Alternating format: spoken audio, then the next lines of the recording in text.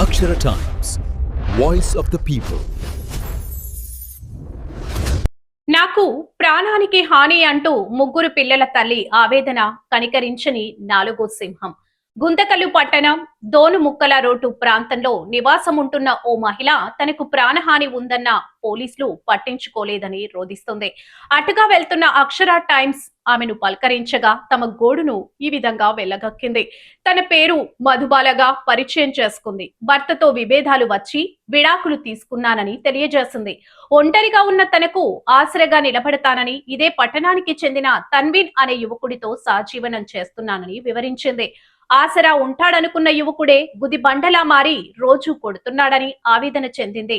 తనపై హత్యాయత్నం చేశాడని ఆరోపించింది. తనను రక్షించాలంటూ పలుమార్లు స్టేషన్ల చుట్టూ తిరిగింది. అయినా ఏ ఒక్కరూ కనికరం చూపలేదని వాపోయింది. గత 4 రోజుల క్రితం గొంతు నులిమి హత్య చేయడానికి ప్రయత్నించాడంది. ఎలాగోలో తప్పించుకొని పారిపోయానని తెలిపింది. మంగళవారం రాత్రి మా ఇంటి వద్దకొచ్చి పెట్రోల్ వేసి తగలబెట్టాడని రోధించింది. రక్షించాల్సిన పోలీసులే మీ సమస్య మీరే తేల్చుకోవాలని అంటున్నారని వాపోయింది. తన్వీర్ చేతిలో తనకు ప్రాణహాని ఉందని, ఎలాగైనా రక్షించాలని మీడియా ముఖంగా మరోసారి వేడుకుంటున్నానని ఎక్కి ఏడ్చింది. తనకు 3 పిల్లలున్నారని, తనకి ఏమన్నా అయితే అనాథలవుతారని బాధపడింది. పోలీసులు నా సమస్యను పరిష్కరించకపోతే పురుగుల మందు తాగి పిల్లలతో సహా చావాల్సిందేనని వేడుకుంది. ఇటీవల కాలంలో ఓ మహిళ ఇన్వెస్టిగేషన్ ఆఫీసర్ గా మారి తమ సమస్యకు తానే పరిష్కారం కనుగొన్న సంఘటన గుంతకల్లులోనే చోటు చేసుకోవడం విశేషం.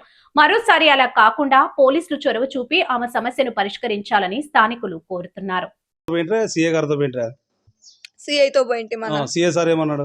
ఏమనలేదు, ఇట్లా వాళ్ళు పంచాయతీలు అన్ని మేము చెయ్యము అని చెప్పి అంటే అప్పుడు ఇంకా మేము వదిలేసినాడు, ఇట్లా వాళ్ళు పంచాయతీ చేయమని చెప్పి వదిలేసినాడు. వీళ్ళు ఏం చేసినారంటే డబ్బులు ఇచ్చుకున్నారు లోపల. నిన్న కూడా ఏం జరిగిందంటే మొన్న 4 days అయిందనా గొడవ పడుతున్నాడు, గొంతు బిసికేసినాడు ఇంక ఈడే బయట. తన్వీర్ ఎక్కడ ఉంటాడు? మోదనాబాద్ లో ఉంటాడు. ఆయన ముస్లిమ్స్ వాళ్ళు. తన్వీర్ ఏం పని చేస్తాడు? ఏం పని చేయడనా? ఏం పని చేయడు అసలు. నీతో ఎన్ని సంవత్సరాల నుంచి ఉన్నాడు? 3 ఏళ్ల నుంచి ఉన్నాడు. 3 సంవత్సరాల నుంచి? అవును. నీకు ఎన్ని నెలల నుంచి టార్చర్ ఇది? నాకు 3 ఏళ్ల నుంచి టార్చర్ ఉంది నా. కానీ ఇవి ఇప్పుడు హెవీ అయిపోయింది అనమాట. చాలా హెవీ అయిపోయి నా గొంతు మొత్తానికి తొక్కేసినాడు. చంపడానికి వచ్చినాడు. ఎందుకంటే వాళ్ళ అమ్మ అతనికి వేరే మ్యారేజ్ చేశాను అనిందంట. అంటే అన్నయ్య అడ్డం వస్తున్నానని ఆ పాపని చంపేసాయి, ఏమున్నా కూడా మనం చూసుకుందాము అనిందంట వాళ్ళ అమ్మ. ఇంకా కాలేదన్నా. ఎదురుగా అన్నాడు తాగి. మా అమ్మే చెప్పింది నిన్ను చంపేయమనింది. నిన్ను చంపేస్తే నాకు వేరే పెళ్లి చేస్తారంట, కట్నం ఇస్తామన్నారంట. ఎవరో ఒక బిల్డింగ్ ఇచ్చి 10 తులాలు బంగారు ఇస్తారని చెప్పినారంట. దాని నుంచి గొడవలు. నేనేమన్నానన్నా, వద్దనుకుంటే నువ్వు వెళ్ళిపో, నాకేం బాధ లేదు. నాకు నా కొడుకున్నాడన్నా, నా పిల్లల కోసం నేను బతుకుతున్నాను.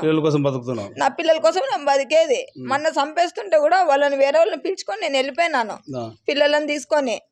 తర్వాత అక్కడికి వచ్చి వాళ్ళని అడిగినాడు ఎక్కడికి పోయిందంటే నేను వాళ్ళ ఇంట్లో లేను, అసలు నేను లేను వాళ్ళ ఇంట్లో. మళ్ళీ ఈ దాడికి ఈ రోజు పెట్రోల్ పోసే కారణం ఏమి? నేను అక్కడ లేనని అక్కడికి పోయినాడు వాళ్ళ ఇంటికాడికి. వాళ్ళు లేదన్నారు. నాకు ఫోన్ చేసినాడు. ఫోన్ చేస్తుంటే 2 అయింది టైం. ఇంకా ఆ టైం వరకు ఎవరు లేచింటారనా? ఫ్లైట్ లో పెట్టేసి నేను నిద్రపోయినాను. వచ్చేసి బీగాలు పగలు కొట్టేసి మొత్తం నిప్పంటిచ్చేసినాడు.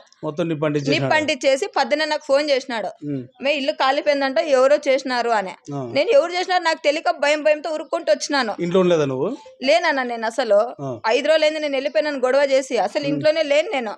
తర్వాత వచ్చి పక్కన అడిగితే మీ ఆయనే అమ్మ చేసిండేది అన్న అంటూ కూడా వినుకోకున్నట్లు మొత్తం తగలగట్టి పోయినాడు అని చెప్పి పక్కన వాళ్ళంతా అన్నారు. మళ్ళీ ఈ రోజు మీరు ఏ పోలీస్ స్టేషన్ పోయినరు? రూరల్ పోయినామన్నా.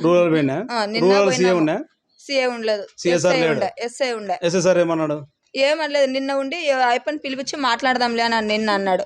ఈ రోజు చూస్తే గిన ఇది అయిపోయింది వదిలేసుకోండి దీన్ని, ఏం దాన్నంతా ఎందుకు పట్టించుకుంటున్నారు, నువ్వే కదా బయటకేయండి అది అయిపోయి. కాదు సార్ అవన్నీ సామాన్లు కాలిపోయినాయి, కొంచెమన్నా ఇప్పియండి ఏమన్నా అని అడిగినాను. లేదంట ఇప్పి మేము ఇడికి అయిపోయింది, నీ జాగ్రత్త నువ్వు ఉండు, వాడు నిన్ను ఏమన్నా కానీ చేస్తాడు అంటున్నాడు. ఏమన్నా కానీ చేస్తాడు, నువ్వు సైలెంట్గా ఉండిపోమ్మా. ఇంకా వాళ్ళందరికీ వార్నింగ్ ఇచ్చినాడు అయ్యప్ప. మీ కథ అట్లా చెప్తాను ఇట్లా చెప్తాను ఎస్ఐ సార్ ఇచ్చినాడు, మాకు ఇచ్చినాడు. మీరు ఆడ ఎక్కువ చేస్తున్నారు, ఎక్కువ అయిపోయింది మీది, 10 రోజుల్లో మిమ్మల్ని దూరుతానంటే నేనేం చేసినాను సార్ అంటే ఏం చేయలేదు, కానీ చెప్తున్నాను మీకు ముందుగానే చెప్తున్నాను నేను చేసే పరిణామం వేరే ఉంటది మీకు అని చెప్పినాడు. సీల్ చేసేసాను ఇంట్లో అది ఇది అంటే మీరు ఏమని చేసుకోండి సార్ అని చెప్పేసి మేము వచ్చేసినాము. ఏమని సీజ్ చేస్తున్నాడో మళ్ళీ అది తెలియదు సార్, అది తెలియదన్న నాకు, అదైతే తెలియదు. మేము పోతేనే వార్నింగ్ అయితే మాకు ఇచ్చినాడు. అసలు కేసు అయితే తీసుకొని అంటున్నాడు, తీసుకోడంట, తీసుకొని అన్నాడు. ఇప్పటికి అయిపోయింది సరిపోయింది వదిలేసుకోండి, ఇప్పటి నుంచి వాడు ఎక్కడైనా దొరికితే మేమే పట్టియాలంట వాళ్ళకి. వాడి తన్వీర్కి సపోర్ట్ చేస్తున్నాడు ఎస్ఎస్ఆర్. అయిపోకే ఉంది సపోర్ట్, మొత్తం అక్కడే ఉంది. అస్సలు సపోర్ట్ లేదు, అస్సలు లేదన్న. పోయింటే కూడా వాడిని పట్టుకొచ్చి మీరే చెప్పండి, మేము తీసుకొచ్చి జైల్లోకి వేసాం వాడిని అంటున్నారు. కానీ మేమే చెప్పాలండి, మేము చెప్పేటట్లుంటే మేము కేసు ఎందుకు పెడతాం? అసలు వాడు ఎక్కడున్నాడో నాకే తెలీదు, నాకే భయం అవుతుంది. ఆ టైంలో ఏం చేస్తా? ఇప్పుడు ఇల్లు కాల్చినోడు నన్ను చంపడా అన్న? నన్ను చంపేకే గ్యారెంటీ అయినాడు. వాళ్ళ అమ్మ చంపేసి రమ్మనిందంట, వాళ్ళ అమ్మ మాటలు విని చంపేకి రెడీ అయినాడు. ఇప్పుడు నన్ను వాళ్ళు పెళ్లి చేసుకోవాలని.